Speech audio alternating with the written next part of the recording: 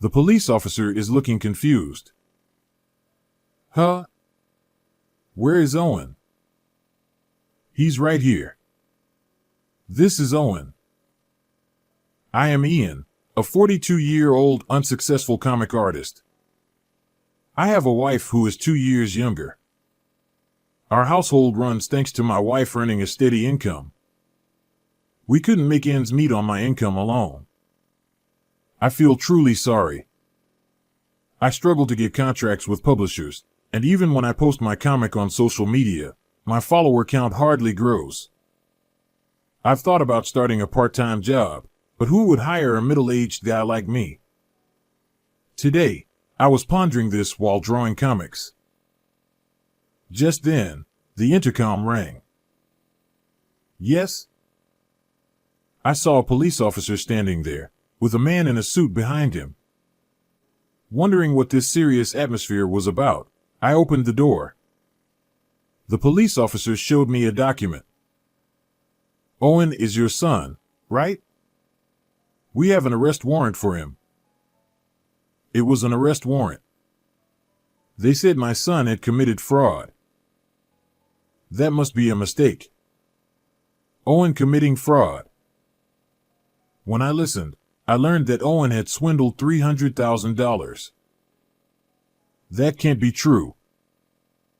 I was filled with disbelief. The suddenness of it made my stomach hurt. Can I take some stomach medicine? No. Are you trying to destroy evidence? I'm not. Besides, there's no evidence to destroy since there was no fraud. I forcibly went back to the kitchen and took my stomach medicine. I called out to Owen in the back room, but he didn't respond. When I returned to the entrance, the police officer looked suspicious. You haven't been in contact with Owen, have you?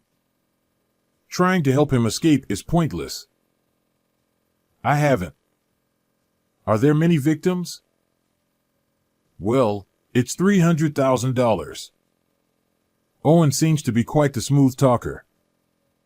Everyone trusted him and handed over their money. I see. Everyone believed Owen's words.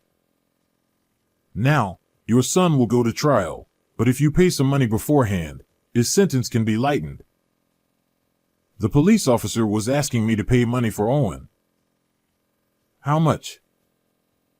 There's no fixed amount for these things, but people usually pay around $100,000. How much can you pay?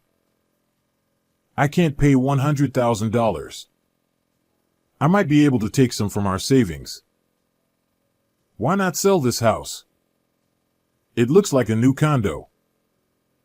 If we sold the house, we'd have nowhere to live. My parents live far away, and I can't rely on my elderly parents. While I remained silent, the police officer grew impatient. It's for your son. Don't you care about him? It's not that.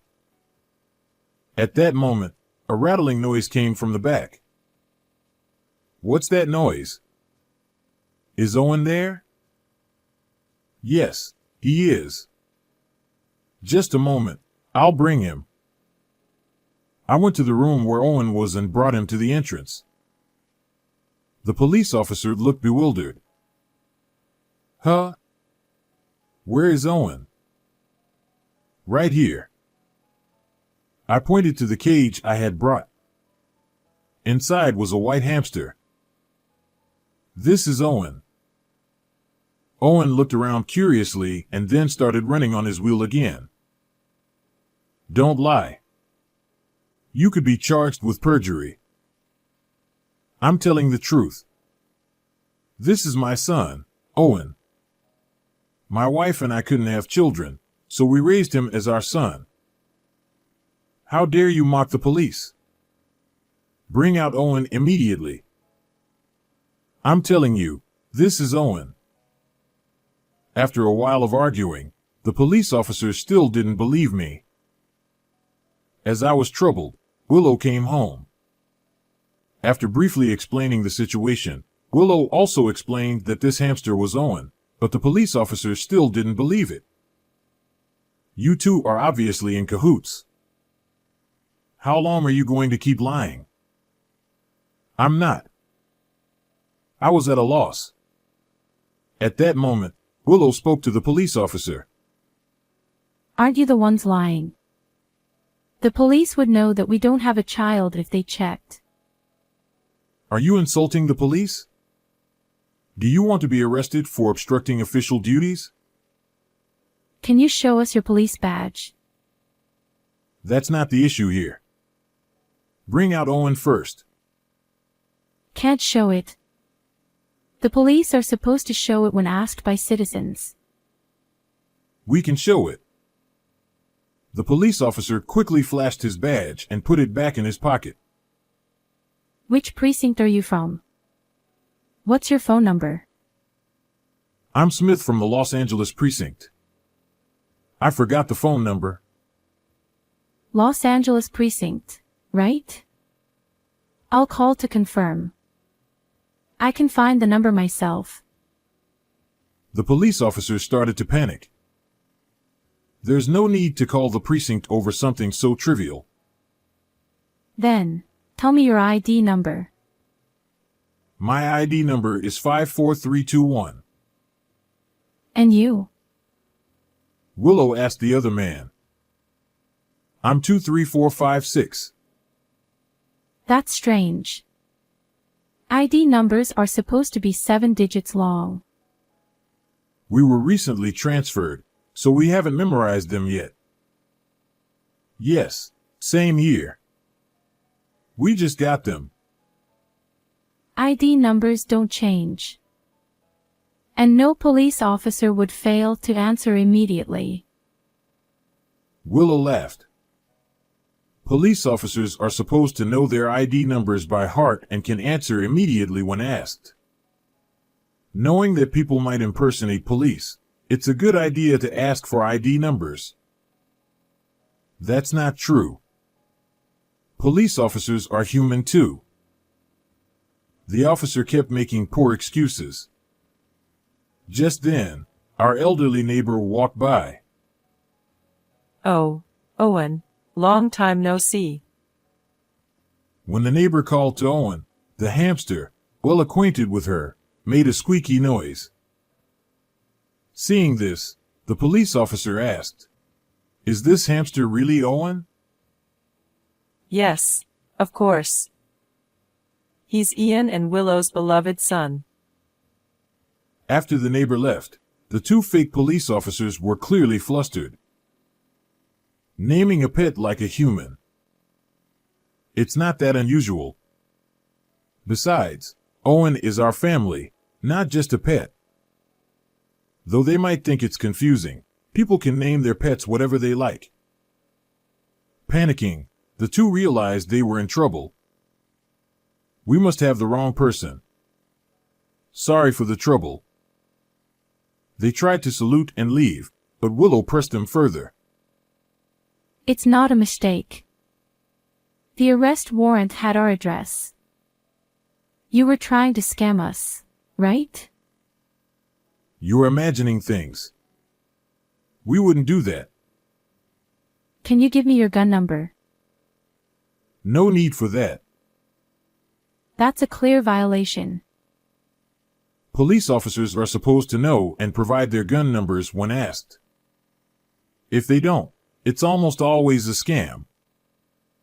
Unable to take it anymore, the man in the suit tried to run. Just then, real police officers arrived. The two fake officers were promptly arrested. Willow saluted them with a loud voice. Thank you very much. The real officers returned the salute. Seeing this, the fake officers murmured, "Really? What on earth?" Willow said, I can answer my ID and gun number immediately. The fake officers turned pale. Yes, Willow is a police officer. When I went to take stomach medicine, I called her. She contacted the precinct and came home first. The criminals were safely taken away. I collapsed from the relief. Are you okay? I'm so glad you're safe, Ian. Willow pulled me up by the hand. Willow, you were amazing. Right? Tell me more. She laughed heartily with her hands on her hips. She's a reliable wife. I couldn't have managed this alone.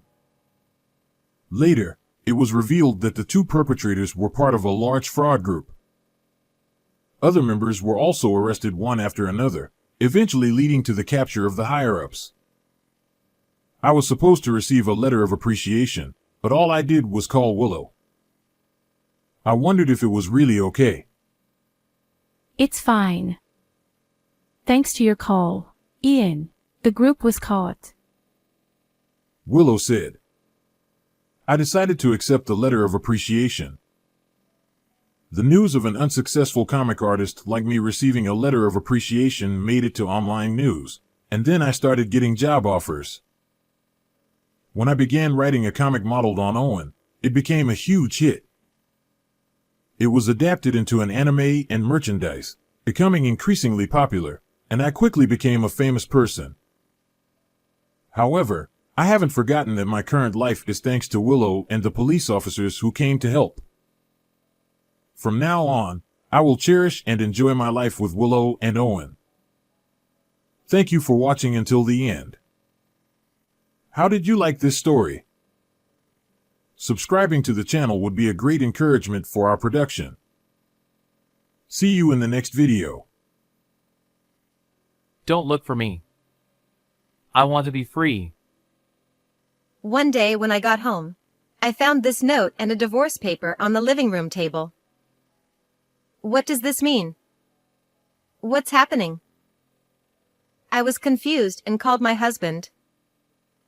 He answered after a few rings. What do you want? I could tell from his voice that he was in a foul mood. I just got home and found this note and the divorce papers. What is this all about? It's exactly what it looks like. If I could understand just by looking, I wouldn't be asking. I'm fed up with you. Suddenly, he yelled into the phone. You're always tying me down. Can't you trust me at all? I've done so much for you. Tying you down? I haven't done anything like that. I hate that you don't even realize it. Oh, and I took the money from the house as compensation. What? Panicking, I checked the safe. As he said, the $5,000 I had set aside for recent plumbing repairs was gone. I was stunned by his unbelievable behavior. Moreover, he claimed I was tying him down, but we are both full-time employees, leading such busy lives that I hardly have time to restrict him. It's not uncommon for us to end the day without even having a proper conversation. Talking over the phone won't solve this. Please come home. No way! I'm going to enjoy my freedom. Wait, please. Ignoring my plea, he hung up the phone. As I stood in the living room in a daze with my smartphone in hand, the doorbell suddenly rang. The sound echoed loudly through the empty house. Yes. Wondering who it could be at a time like this, I looked at the intercom screen and saw my mother-in-law standing there. Nancy, can I come in for a moment? She looked angry and entered the house before I could invite her in. Jason just called me.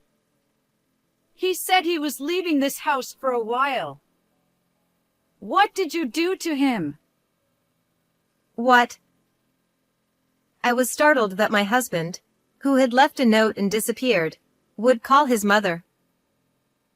She glared at me as if I were her worst enemy. What exactly did Jason say? He said he's fed up with you. And he told me all about you. You're always out having fun instead of doing housework, aren't you? No, that's not true. It's true that I don't do much housework, but that's because I have a job.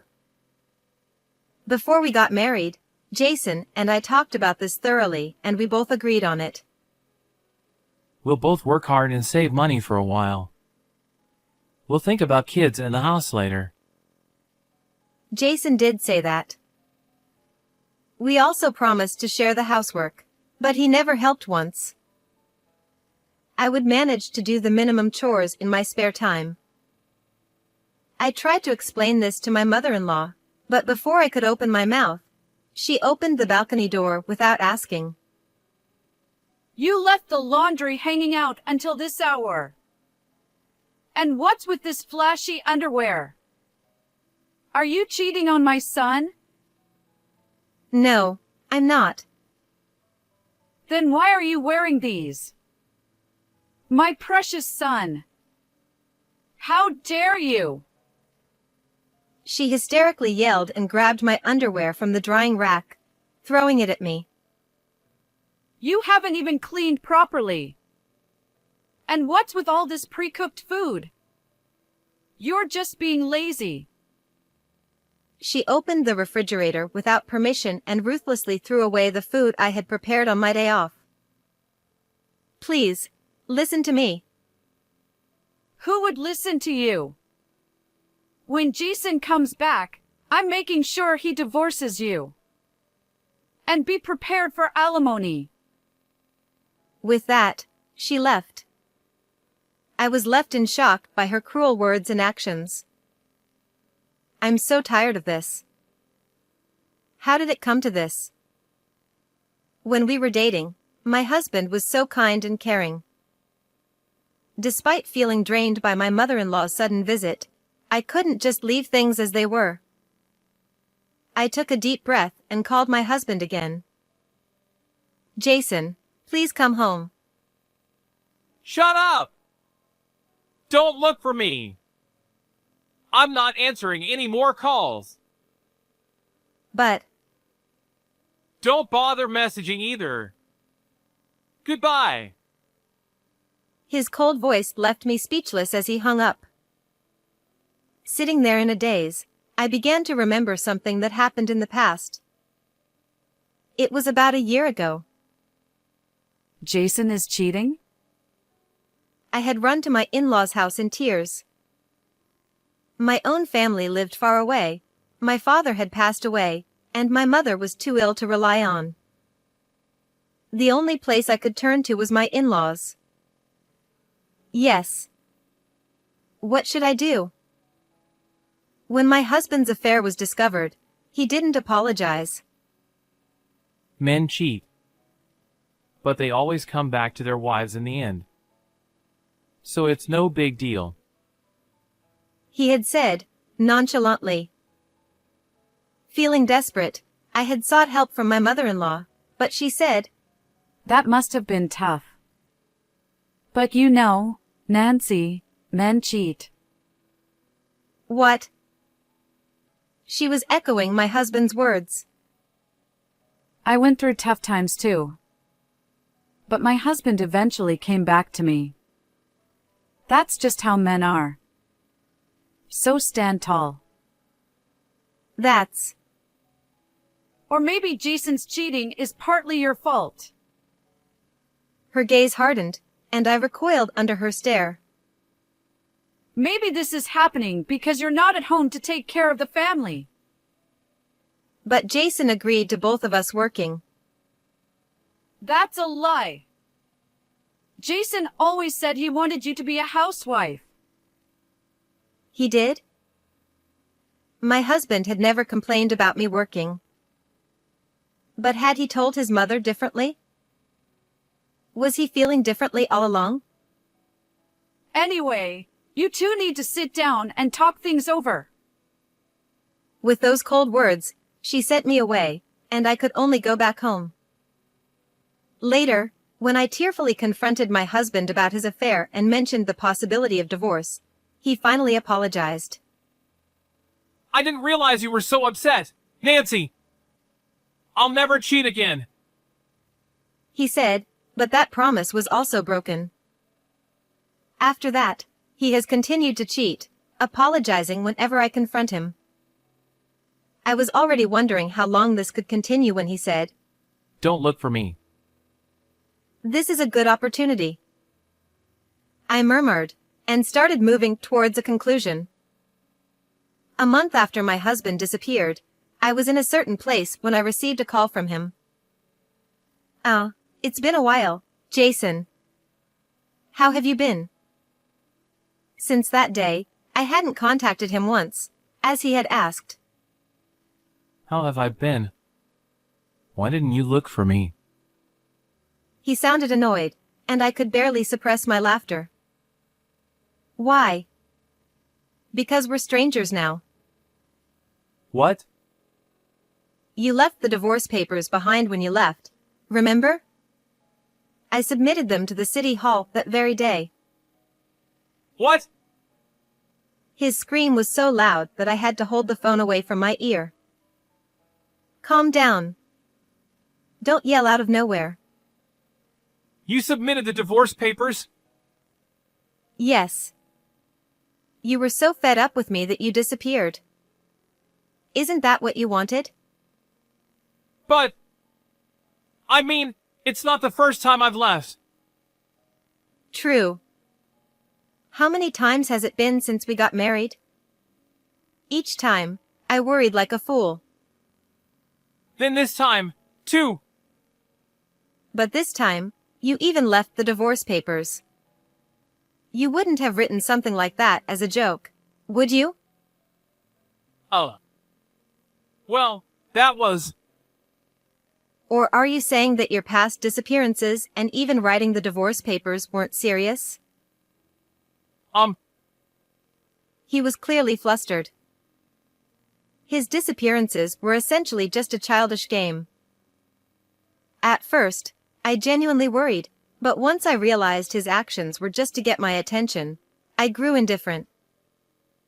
His repeated infidelities were likely for the same trivial reason, to provoke my jealousy. My outward confusion over my husband's actions was just an act.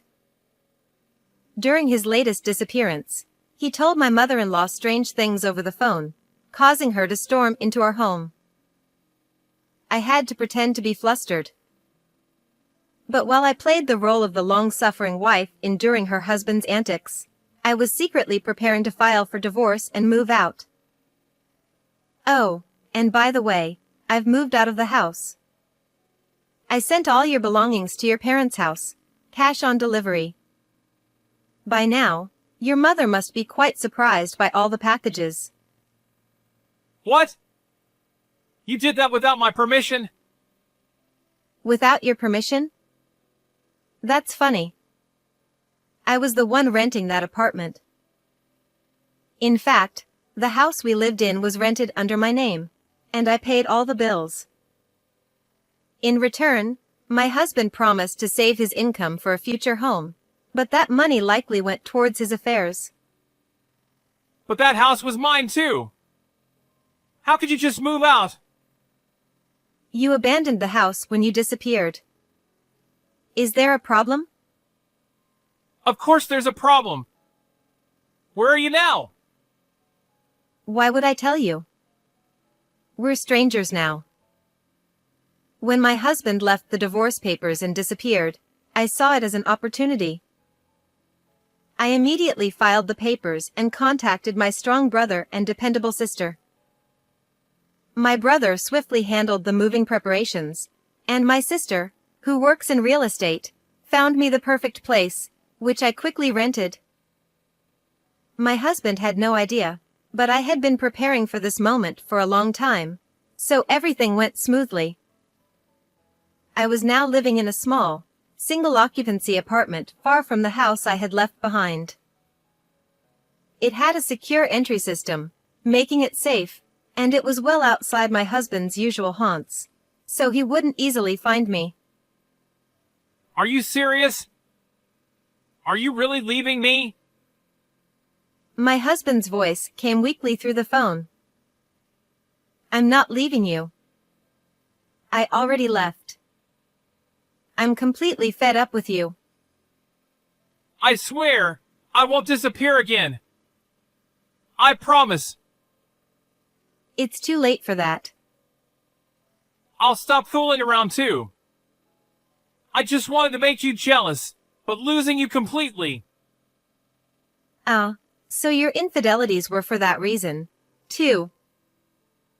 Aw, He regretted slipping up, but his affairs didn't matter to me anymore. I used to hate you more than anyone in this world, but now I don't even care. I'm sorry. My honest words left him speechless. you can't be serious. Why would I lie? Wait, please. Let's talk this through. I asked to talk many times, but you refused. There's nothing left to discuss. This call is just a waste of time. Please, Nancy. I love you. Well, that's your problem. I don't feel anything for you. And with that, I hung up. There was no reason to talk to my husband, my ex-husband, any further, so I blocked his number. Finally, I'm free. Time to enjoy my freedom. I shouted this joyfully in my new apartment, feeling a profound sense of relief. Now, for the rest of the story. Having lost his place to live, my ex-husband had no choice but to move back to his parents' house. His belongings were piled up in front of the house, and the neighbors were whispering about it. My former mother-in-law was furious and confronted him upon his return. Her yelling was so loud that everyone in the neighborhood found out he had been dumped by me. Additionally, my ex-husband tried to shift the blame, saying, It's because Mom bullied my dear wife that this happened. as a result, it became known that my former mother-in-law had been mistreating me, and she was ostracized by the neighbors, leading to a lonely life.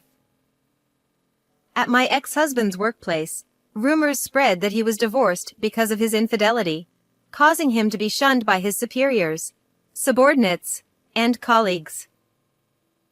Left with nowhere to turn, he sought comfort from his mistress, but she dumped him as soon as his money ran out. It turned out that I had been paying all the living expenses, and without my financial support, he quickly ran out of money.